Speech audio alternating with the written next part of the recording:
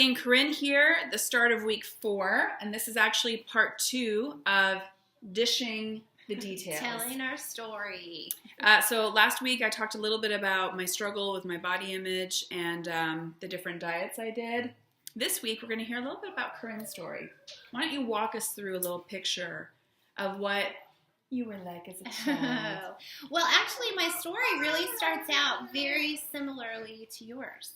Really? Yeah, I remember having an adult family member who said something to me about how, because I was getting taller and sort of developing early, and said something to me about how I should watch what I eat and watch my weight, which is not a very good thing to do to any young girl.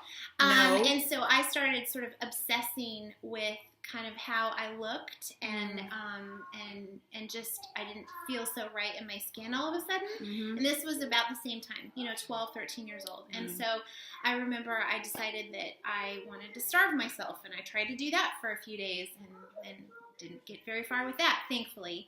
And then I tried different kinds of diets. I tried some of the same, where you have like the 3 days that you do something, or you eat soup for a week, or the grapefruit diet and all of that.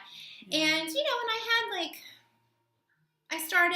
I lost weight, and then I lost interest, or I didn't have the motivation to continue. Yeah.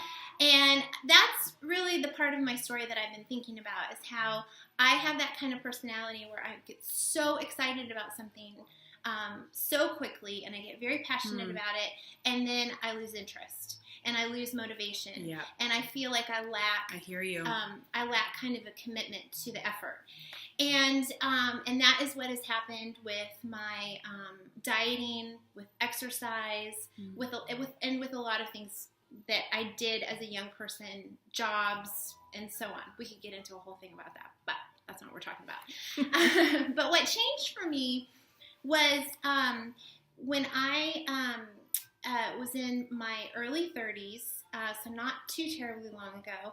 I was living in Boston, and something just clicked. There was just this, I'm tired of dieting. Mm-hmm. I'm tired of losing the same 25 or 30 pounds. Yes. And then gaining it back.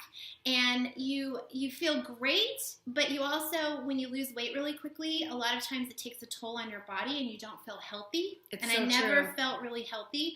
I, all through college, went, and even in high school, it was just like a carb freak. If it was low fat, I remember when SnackWells came out. If it was a low fat thing, it was good. Yes. If it was, if it was like anything that had fat in it, not good. Yeah. And so, So what really changed for me is I just got really tired of the whole thing, and I started dating my husband, and I wasn't so motivated with weight loss, but I just wanted to be healthy.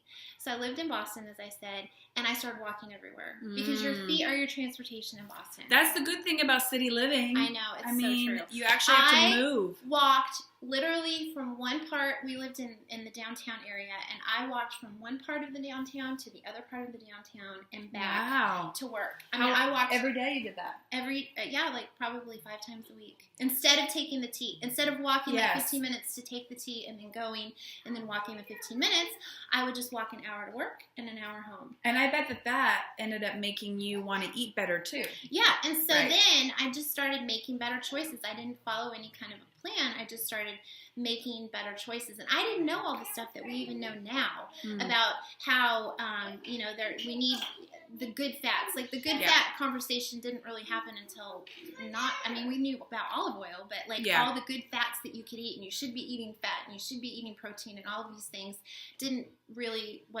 enter the conversation at that point. So I lost a lot of weight, but it wasn't, like you said last week, it wasn't really about the weight loss. It was how I felt. I felt so good. Yeah. I think I felt good because I knew I was being responsible, and I was taking care of my body. I love that. I knew that I was making good choices. Way. Yeah. And I didn't feel as deprived. And I think that's the thing about dieting, like the traditional kind of diet, is that I would think about food all the time. The more I planned what I was going to eat because I was on some kind of a diet, the more I thought about food all the time. Isn't it ironic? That's what we've seen a lot of people posting in the group. Yeah. That same sentiment where the very thing you're trying to sort of limit a little bit, curb, ends up becoming the whole focus of all of your thoughts and your attention is food. Yeah. What are you going to eat? When are you going to eat it? How are you going to eat it? It becomes Now, I all-consuming. also recognize, and our stories are very similar, are personal to us. Right. And the reason why I like how this 90-day challenge is kind of like coming, how it's like working itself out, is because everybody has a different motivation.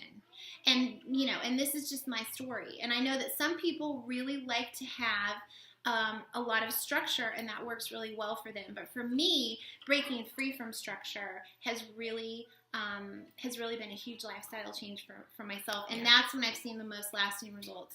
And then kind of getting back into this in the fall has helped. Now, as you say, to that end, I have to be responsible with that. Yeah.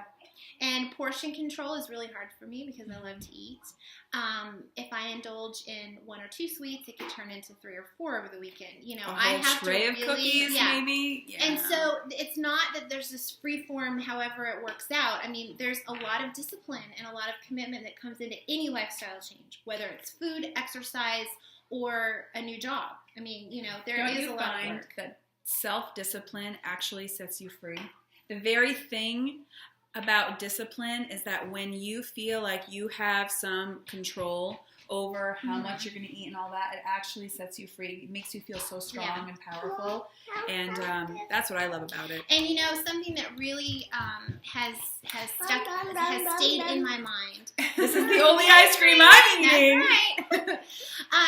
Is somebody said early on in our challenge, I want to be the boss of my food. I don't want food to be the boss of me. And that resonated with me because I think I found some freedom in that, in just making wiser choices, making sure that I'm full at every meal so that I'm not obsessing about food. Now, I still have problem spots and I still have to work on it. Right.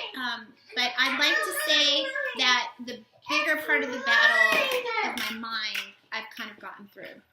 Well, so I love that. Your ice cream is right here. We can share our ice cream. I do just want to say that that we all have a different story. I know, and it's yours. It's I delicious. really love hearing what you guys are all thinking. Yeah. And some of you have already shared that. But if you are inclined to, I would love to hear. We would love to hear more about your story. You can videotape it. You can put it in a comment. You can make it a post. And I certainly hope that you feel the freedom and the security to do that within our group. So I love that, Corinne. Thank you for sharing. I love that basically making daily walking and just getting to your location the way you chose, it sort of set that path for you. A little bit harder in Fairfax, but a little bit. But it's that idea of just like, what? The way I've been doing things hasn't been working, and I'm going to try something new. And sometimes that very new thing that you try ends up being the catalyst to a whole new change in the way that you move your body and the way that you eat.